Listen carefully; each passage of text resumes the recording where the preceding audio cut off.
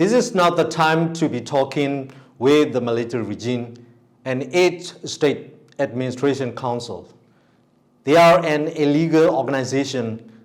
They have broken the country, education, health system, and the economy. We have had many successes since the coup. Unity is important for our revolution. The military will try to divide us. That is their strategy. We need to be careful. All the people know, all the revolutionary group know, the military is our common enemy. We will defeat the military together. The military regime will try to create divisions among our revolutionary forces. It may even use some international organizations to persuade or distract. They are no longer effective. The regime is a very corrupt institution.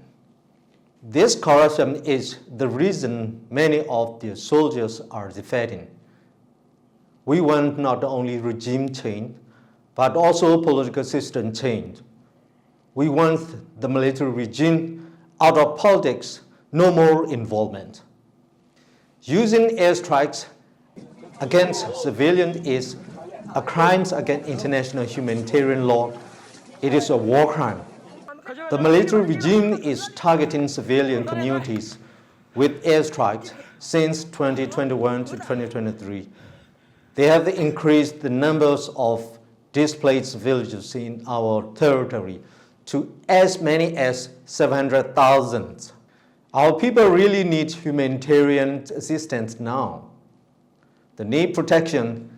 Since December 2021, we have been demanding a no-fly zone. We asked for a humanitarian corridor. Nothing happened.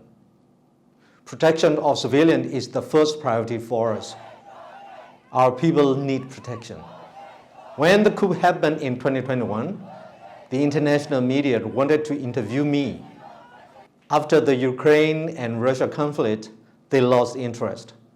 What's happening in Ukraine and the Gaza is also happening in our country.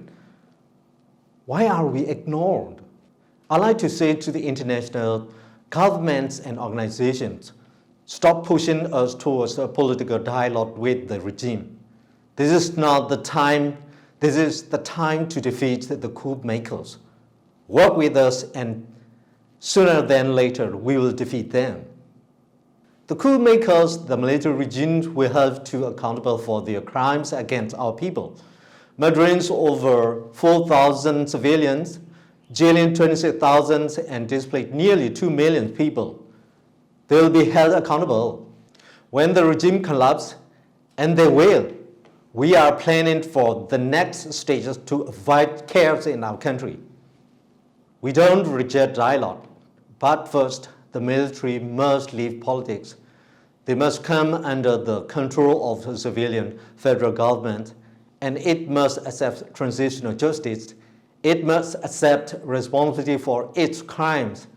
There must not be any impunity. The regime must accept a new federal democratic constitution that builds a new union. Now is a good time for Burma army soldiers to put down their guns and join the revolution. Join with us to defeat your oppressors. It is important for our revolutionary forces to stay united. We are strong because our people stand with us. United, we will win.